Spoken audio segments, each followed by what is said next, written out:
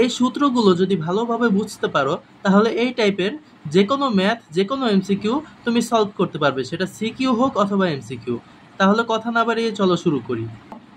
কোনো বিন্দুর এক্স অক্ষ থেকে দূরত্ব দেখো, ধরে নিলাম এটা এটা এক্স অক্ষ, এটা ওয়াই অক্ষ। এখন এখানে একটা বিন্দু আছে আমার, এই বিন্দুটা, এই বিন্দুর এক্স অক্ষ থেকে দূরত্ব কত? এক্স অক্ষ থেকে দূরত্ব হচ্ছে এই যে এতটুকু। তাহলে এটা কি এই ওয়াই বরাবর না? তাহলে ওয়াই। আর ওয়াই অক্ষ হতে দূরত্ব এই যে এতটুকু, তাহলে ওয়াই অক্ষ হতে দূরত্ব হচ্ছে এক্স। দুটি বিন্দুর দূরত্ব, দুটি বিন্দুর মধ্যে একটা বিন্দু যদি x1 y1 হয়, অপরটিকে ধরবা x2 y2। এখন এই দুইটার দূরত্ব কি করবা? দূরত্ব ইকুয়ালস টু রুট ওভার দিবা, দেওয়ার পরে x1 থেকে x2 বিয়োগ করে স্কোয়ার করবা একবার, আবার মাইনাস এই y1 থেকে y2 বিয়োগ, তারপরে আবার এই যে হোল স্কোয়ার।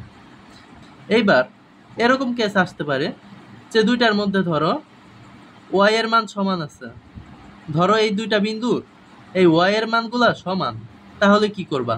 সরাসরি x1 থেকে x2 বিয়োগ করে দিবা। আবার সেম ভাবে যদি x এর মান সমান হয় তাহলে y1 থেকে y2 বিয়োগ করে দিবা। এখন আমরা চলো ম্যাথ সলভ করি। দেখো একটা ম্যাথ দেওয়া আছে, এটা এমসিকিউতে আসতে পারে আর পরবর্তীটা সিকিউর জন্য, এমনকি এটা ভার্সিটি অ্যাডমিশনেও আসে। দেখো এই ম্যাথটাতে কি বলছে, এক্স অক্ষ হতে পি বিন্দুর দূরত্ব ওয়াই অক্ষ হতে এর দূরত্বের দ্বিগুণ। তাহলে এক্স অক্ষ হতে দূরত্ব কত? আগে লিখবা যে এক্স অক্ষ হতে দূরত্ব ওয়াই আর ওয়াই অক্ষ হতে দূরত্ব হচ্ছে এক্স। তাহলে ওয়াই ইকুয়ালস টু এক্স অক্ষ হতে দূরত্ব, তাহলে ওয়াই, আর ওয়াই অক্ষ হতে দূরত্বের দ্বিগুণ, তাহলে ওয়াই ইকুয়ালস টু 2x। এখন আবার দেওয়া আছে এক্স অক্ষ হতে দূরত্ব 4 হলে পি বিন্দুর স্থানাঙ্ক কত?